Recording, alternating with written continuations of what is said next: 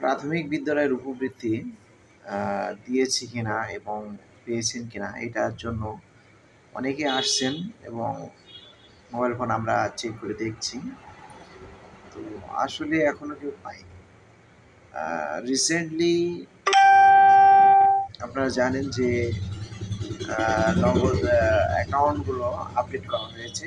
যেসব প্রাথমিক বিদ্যালয়ের শিক্ষার্থী ছোট ভাই ও বোনরা আছেন, বাচ্চারা আছে, তাদের পিতামাতার এনআইডি কার্ড এবং নগদ অ্যাকাউন্টগুলো আপডেট করা হয়েছে।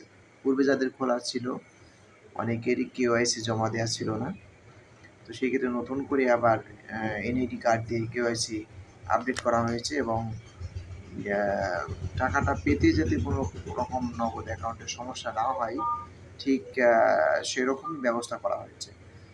তো আমরা যতটুকু জানি যে ঈদের পূর্বেই টাকাটি ছেড়ে দেওয়ার কথা, যেহেতু ঈদের মধ্যে বয়স্ক ভাতা, বিধবা ভাতা এবং প্রতিবন্ধী ভাতাগুলো সরকার দিয়ে দিয়েছে।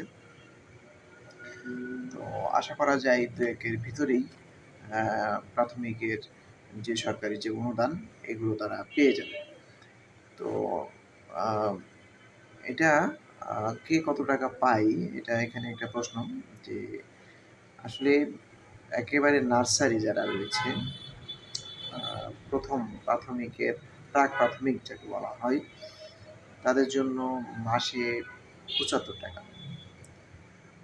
আর হচ্ছে যারা আপনার পরের প্রথম শ্রেণী এবং পঞ্চম শ্রেণী পর্যন্ত, তাদের জন্য আপনারা অবশ্যই জানেন যে ৩ মাস পর পর যেটা দেওয়া হয় ৯০০ টাকা করে। আর প্রাক প্রাথমিকে এরা পায় ৪৫০ টাকা। তো সেই হিসাবে এবারও তার ব্যতিক্রম নাই, এবারও তারা সেটাই পাবে। তো যেহেতু স্কুল বন্ধ, অনেকেই হয়তো আপনারা জানতে পারবেন না যে টাকাটি কখন ঢুকছে। আর নগদ অ্যাকাউন্টের কিছু সমস্যাও রয়েছে, যে মেসেজ আসে না টাকার। দেখা যাচ্ছে সরকারি অনুদান আসলে মেসেজটা অনেক সময়তে আসে না। তো এজন্য আপনারা যে কাজটি করবেন, *167# ডায়াল করে চেক করে নেবেন যে বাবা মায়েরা রয়েছেন এবং ভাই বোন যারা আছে, বড় যারা আছে, যারা এগুলো বোঝে, তাদের মাধ্যমে এগুলো আপনারা চেক করে নেবেন। আশা করছি হয়তো ১ থেকে ২-৩ তারিখের ভিতরেই টাকাগুলো সব জেলায় ঢুকে পড়বে। যেহেতু পূর্বেও এভাবেই টাকাগুলো আসছে। ধন্যবাদ সবাইকে।